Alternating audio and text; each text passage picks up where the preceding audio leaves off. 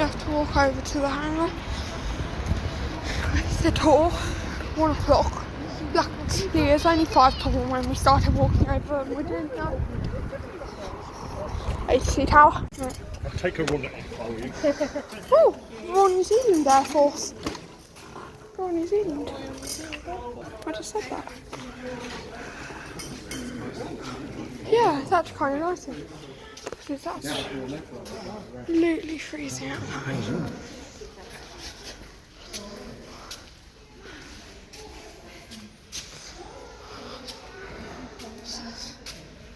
Blenheim cockpit.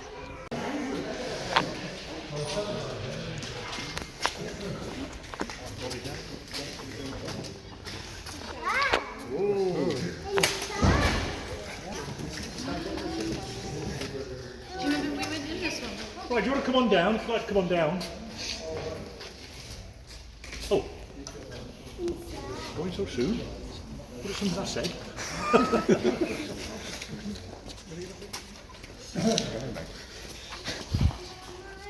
Right everybody, welcome. This is our restoration workshop. And as the name suggests, this is where we restore old aircraft. 2 points to that. First of all, they've got to be Bristol designed and built aeroplanes, so you won't see Spitfires and Hurricanes and Lancasters in here. And the second thing worth stressing is they're not going to fly again, okay? We can't quite stretch to that expense and effort to get them flying again. It would take a lot of time and a lot of money. Now it's a Monday today. Normally in here you'd see probably about half a dozen or so guys my age, all volunteers, and they'll all be working on the aeroplanes. Yeah, I don't know who he is. Come through the back door, I think. And, yeah. You'd see them working away on the aeroplanes. They're all guys that have got experience in aerospace engineering or engineering of the sort, and they know how to rivet, bend metal, how to put aeroplanes back together again. Now, we've got 2 airplanes in here. This one's called a Bristol Bolingbroke, and this one's called a Bristol Freighter. This is the one that's being actively restored at the moment. And I'll just give you a little bit of the history of this one. It was one of 650 that were built under licence in Canada.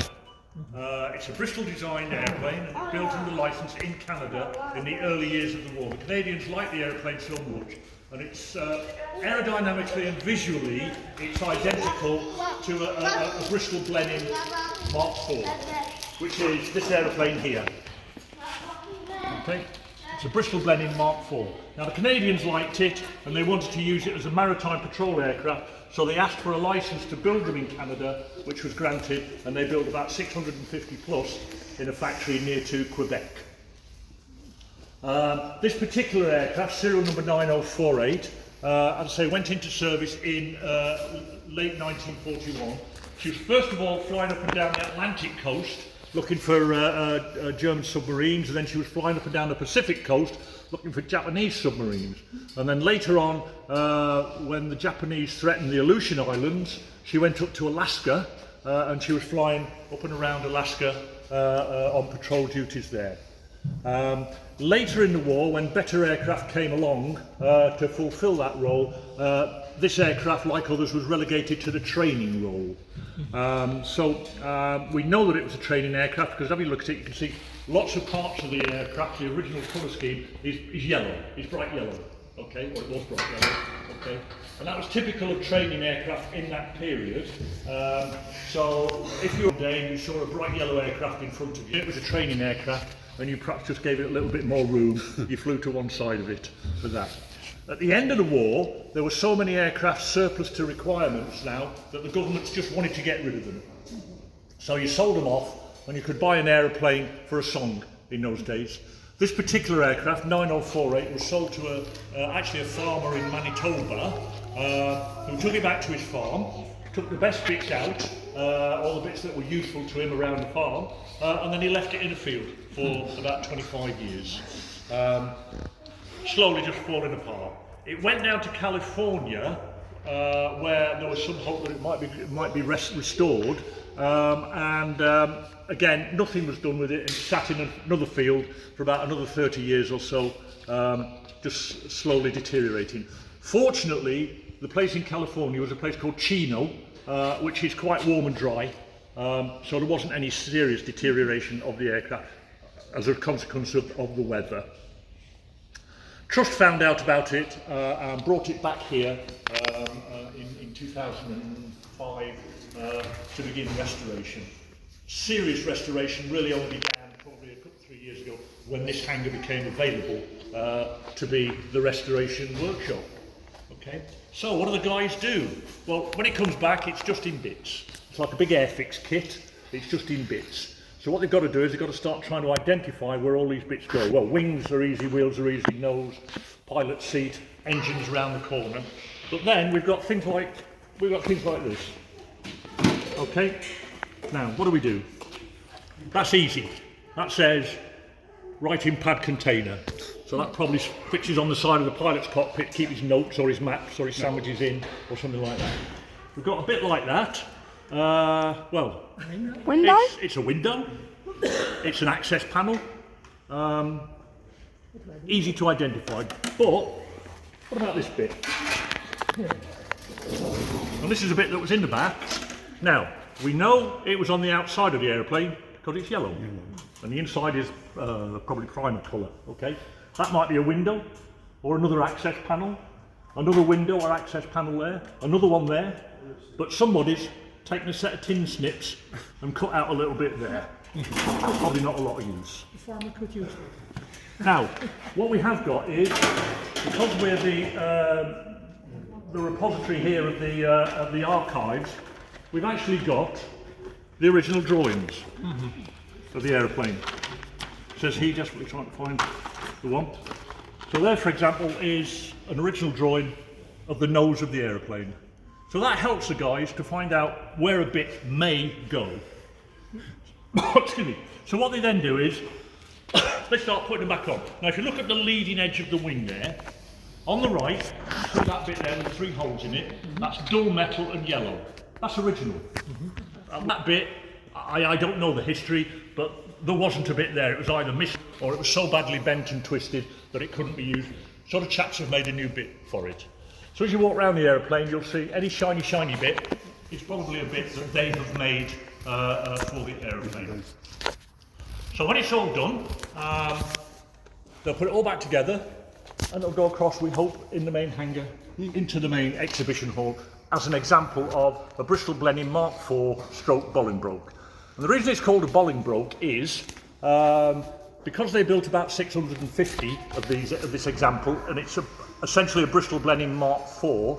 The Canadians wanted to identify it as their own, so they used the old name Bolingbroke. But aerodynamically and visually, it's identical to a Bristol Blenheim Mark IV for those of you that are into aeroplanes. Okay.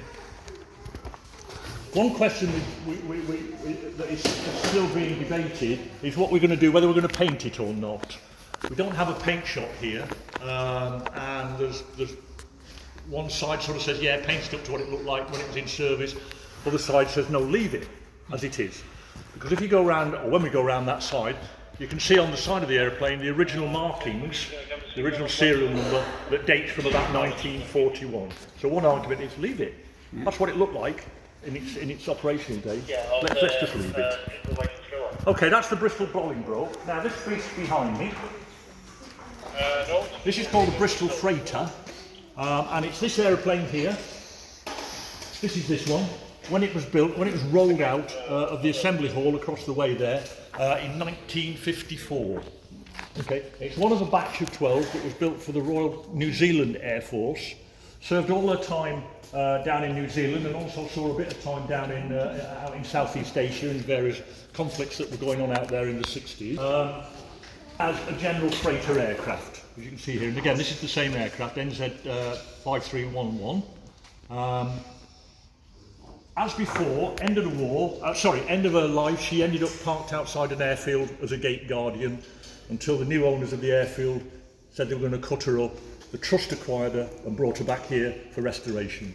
Now, as you can see, if you look up there, we can only just get her in here, and she's not even sitting on her wheels because it's got a fixed undercarriage and she normally sits on her wheels. And by the way, she didn't fly back, she came back on a pallet, and she's still on the pallet that she came back on. Now, there was a civilian version of this aeroplane, and you open the doors wide and you put a big ramp down and you can drive your car inside. You can get 2 cars inside. The stretched version with the longer nose, you could get 3 cars inside. And you could fly from Lydd, Eastleigh, Lymm Airport, across the Channel or down to the Channel Islands or to Le Touquet in France. A little 20-minute hop, take your car over. Okay. And you sat in those comfortable seats there as a passenger. Now that's not the in-flight entertainment, that's just a little video that shows them recovering it from New Zealand a few years ago before they brought it back. Behind there's a little door in the rear bulkhead, and that was the in-flight toilet. And anybody a camper or a caravanner and knows what an Elsan chemical toilet is, that's what was in there. And if you know what an Elsan chemical toilet is, I'd wait until you get to Le Touquet if I were you. Right, where's the little ones? You want to go inside? Come on inside. Go on then. Do I count as the little one? Yeah, all right.